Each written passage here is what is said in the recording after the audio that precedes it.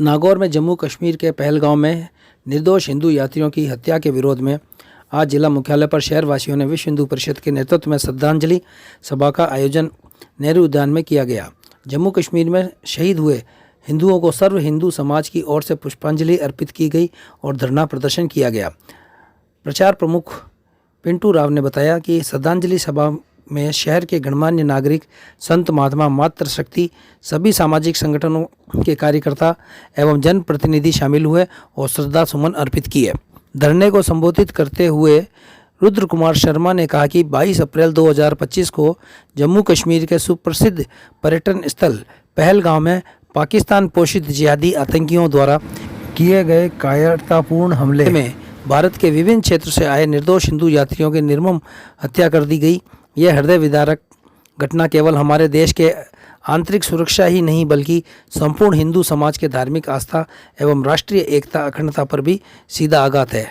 महंत लक्ष्मी नारायण दास जी महाराज ने कहा कि भारत सरकार को जम्मू कश्मीर और पश्चिम बंगाल में तुरंत राष्ट्रपति शासन लागू करना चाहिए। वहाँ की नपुंसक सरकारों को तत्काल बर्खास्त करना चाहिए। जो सरकार हिंदू समाज की सुरक्षा नहीं कर सकती, ऐसी सरकार को तुरंत बर्खास्त करें। सेविका समिति की सोहन कौर ने हमले की निंदा करते हुए हिंदू समाज को एकजुट होने का आह्वान किया है। संत भागीरथ राम शास्त्री ने भी कहा कि देश में हिंदुओं को हर जगह बार बार लक्ष्य बनाकर इस्लामी जिहादी मानसिकता की विकृत और भारत विरोधी दुर्भावना का परिचय है। विश्व हिंदू परिषद के गणेश त्रिवेदी ने प्रारंभ में कार्यक्रम की भूमिका प्रस्तुत की। जिला अध्यक्ष रामेश्वर स्वार्सत ने ज्ञापन के बारे में जानकारी दी एवं धन्यवाद ज्ञापित किया। पुखरा सांखला ने शांति पाठ करवाया एवं 2 मिनट का मौन रखकर श्रद्धांजलि व पुष्पांजलि अर्पित कराई। कार्यक्रम का संचालन जिला मंत्री ने किया। विश्व हिंदू परिषद के जिला मंत्री मेघराज राव ने कहा कि विश्व हिंदू परिषद इस घटना की निंदा करता है तथा महामहिम राष्ट्रपति से मांग करता है कि इस नरसंहार की राष्ट्रीय जांच एजेंसियों के समय बाद एवं निष्पक्ष जांच करवाई जाए। आतंकवादियों एवं उनके स्थानीय सहयोगियों को तत्काल गिरफ्तार कर फांसी जैसी कठोर सजा दी जाए। इस्लामी आतंकवाद के संरक्षण देने वाले पाकिस्तान को अंतर्राष्ट्रीय मंचों पर कठोरता से के साथ संदेश दिया जाए तथा आवश्यक पड़ने पर सैन्य कार्रवाई भी की जाए। सभी मृतक के परिवारों को पर्याप्त आर्थिक सहायता, राजकीय सम्मान और त्वरित न्याय दिलाया जाए। जम्मू कश्मीर में समस्त पर्यटन एवं तीर्थ स्थलों पर स्थायी एवं मजबूत सुरक्षा बलों की तैनाती की जाए ताकि भविष्य में ऐसी घटनाओं की पुनरावृत्ति नहीं हो। बजरंग दल के देवेंद्र टाक एवं अनिल स्वामी के अनुसार सर्व हिंदू समाज के लोगों ने कलेक्ट्रेट के सामने श्री राम चौराहे पर इस्लामी आतंकवाद का पुतला फूंका एवं पाकिस्तान के झंडे जलाकर आक्रोश के साथ विरोध प्रदर्शन किया। हाथों में तख्तियां लेकर मातृशक्तियों ने भी प्रदर्शन किया। चौराहे पर मातृशक्ति के नेतृत्व में ही पुतला जलाया गया। श्रद्धांजलि सभा में जिला संघ चालक मुकेश भाटी, शिवशंकर शास्त्री, सेविका समिति की इंदू चौधरी, संत शांताकाराम गिरी महाराज, संत सर्वेश्वर महाराज, पूर्व सांसद ज्योति मिर्धा, पूर्व विधायक मोहन राम चौधरी, समाज सेवी भोजराज स्वार्सत, भाजपा जिला अध्यक्ष रामधन पोटलिया, पूर्व अध्यक्ष रामनिवास सांकला, गीसूलाल भाटी, प्रताप सिंह राजपुरोहित, रामनिवास झाड़वाल, चैनाराम कछावा, पार्षद मनीष कछावा, बलदेव सिंह सांकला, समाज सेवी लोकेश टाक, सरोज प्रजापत, सुधा अग्रवाल, अनुपमा उपाध्याय, नीलू खड़लोया, कमला चारण, फूलचंद टाक, पुरुषोत्तम राजवंशी, अनिल सोनी, हरिकिशन टाक, चेतन सागर, मालीराम बोकालिया, सनातन सेवा दल के घनश्याम राकावत सहित शहर के गणमान्य नागरिक, सामाजिक संगठनों के सभी कार्यकर्ता, मातृशक्ति, संत महात्मा, राष्ट्र सेविका समिति, दुर्गा वाहिनी के कार्यकर्ता, जनप्रतिनिधियों सहित बड़ी संख्या में शहरवासी मौजूद रहे।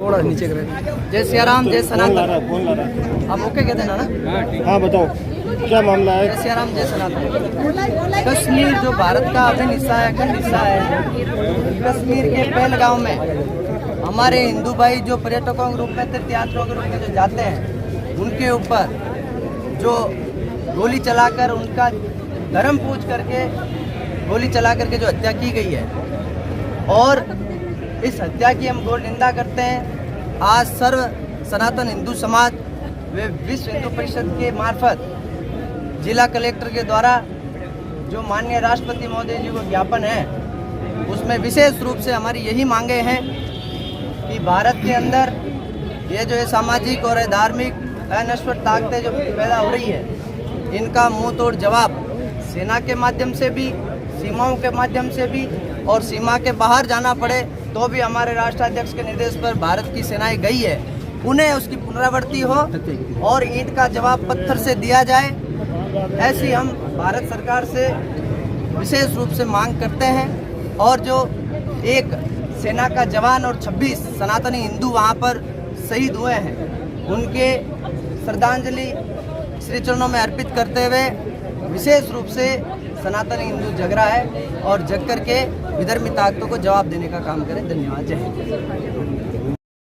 जिलाध्यक्ष विश्व हिंदू परिषद, आज हमने विश्व हिंदू परिषद और सर्व समाज की तरफ से हमने ज्ञापन दिया है राष्ट्रपति महोदय के नाम से, और हमने सरकार से मांग रखी है कि जो दोषी है उनको फांसी की सजा दी जाए। निर्दोष लोगों को उन्होंने मारा है, सरकार की क्या मजबूरी है? मैं ये बताता हूँ, हमने एक वीडियो सुना था 1965 में भारत एकदम गरीब देश था, उस टाइम भी लाहौर तक सीमा में अपनी सेना चली गई थी। अब क्या मजबूरी है? अब तो हमारा जो राष्ट्र है विश्व में 4था स्थान है। हमारी प्रधानमंत्री से निवेदन है कि वो जल्दी से जल्दी सेना को आदेश करे और इस पाकिस्तान को नामो निशान मिटाए। रामेश्वर सारस्वत।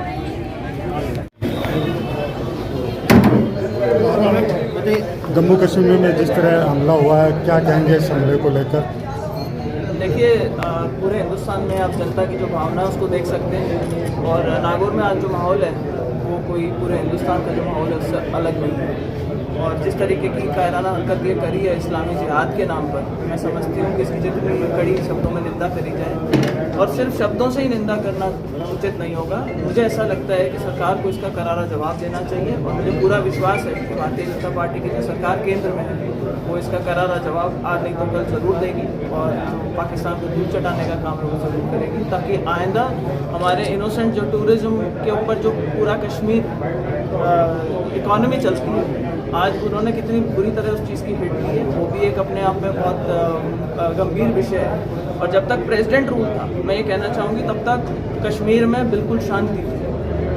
सरकार पे दबाव बना करके चुनाव कराए गए, और चुनाव करने के बाद में आज पूरी तरह से कानून व्यवस्था जो स्टेट की गवर्नमेंट है, मैं कहूँगी कि इसमें बहुत बड़ा रोल उनका है, बहुत बड़ा गैप उनकी तरफ से हुआ है। इस तरीके की घटनाएं हुई हैं, और सभी सरकारों को, चाहे वो कांग्रेस की हो, बीजेपी की हो, एनडीए की कोई हो, यूपीए की कोई हो, सबको मिलकर के इस चीज़ के ऊपर, क्योंकि ये देश की रक्षा, देश की एकता का मुद्दा है, उस पर सबको एक होकर के और जो हमारे दुश्मन है उनका जवाब देना चाहिए। प्रकृति के स्वरूप को समझ लेना और न्याय के लिए, सत्य के लिए, अच्छे और सत्कर्म के मार्ग पर चलाने के लिए यदि शस्त्र उठाना पड़े, यदि उनको उनकी भाषा में जवाब देना पड़े, तो हम कृष्ण ने हमें ये सिखाया है महाभारत के द्वारा, राम जी ने हमें सिखाया है रामायण काल के द्वारा।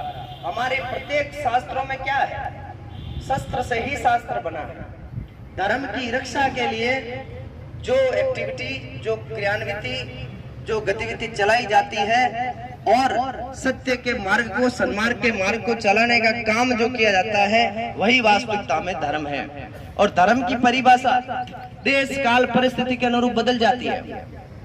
जैन, सिख, बौद्ध, मुस्लिम, इस्लाम ये धर्म नहीं है, ये मत, मजहब, पंथ, संप्रदाय है।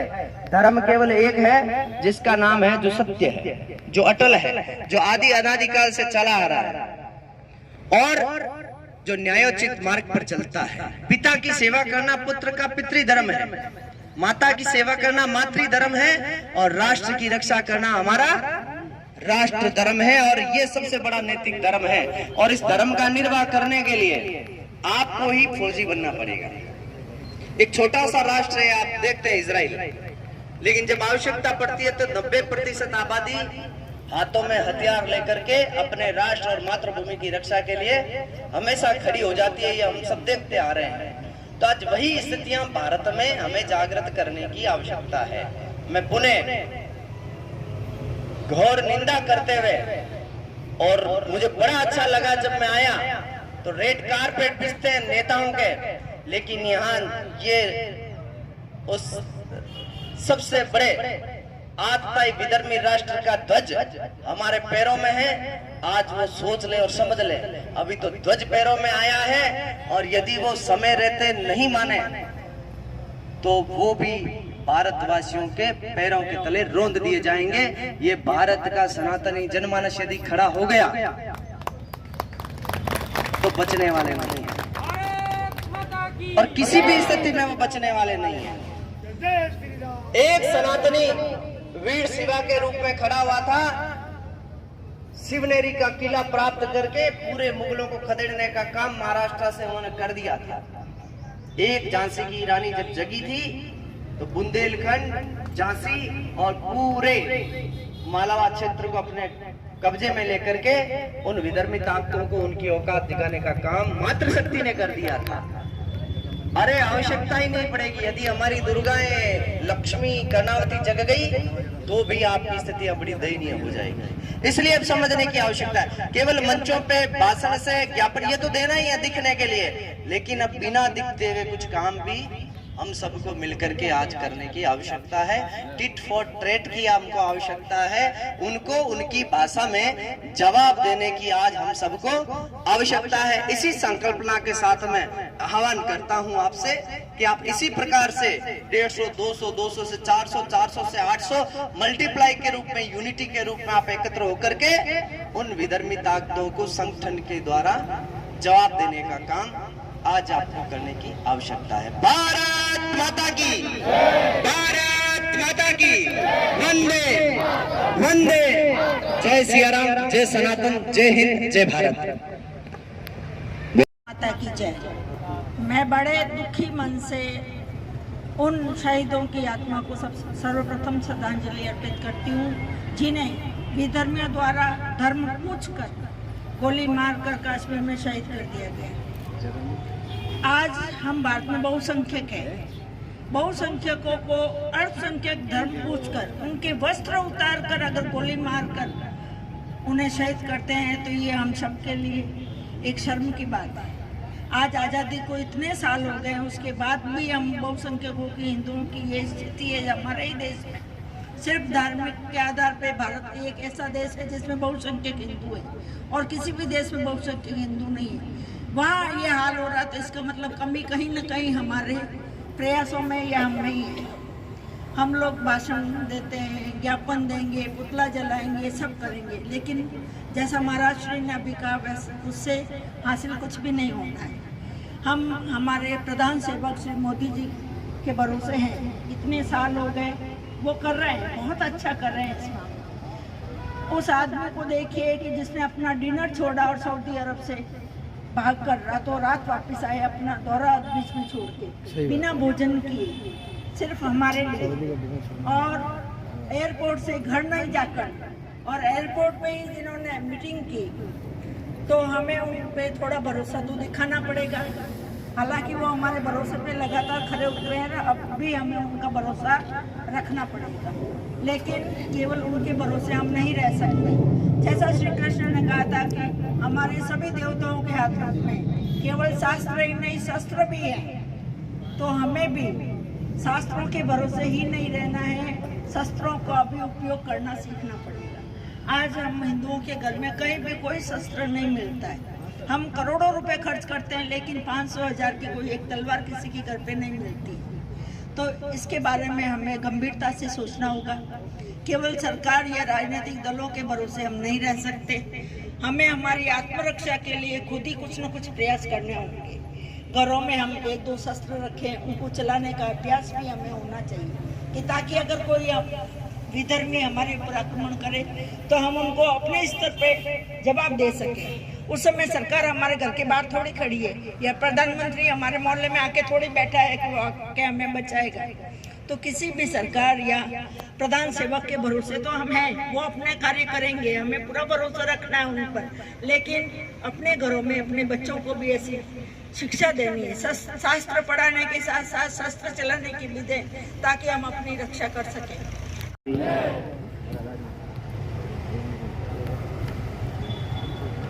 भगवान श्री राम जी को एवं भारत माता को प्रणाम करते हुए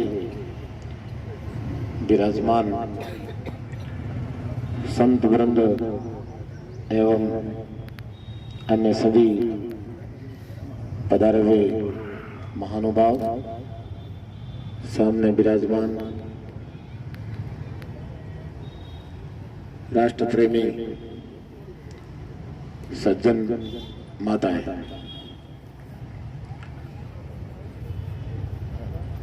आज जिस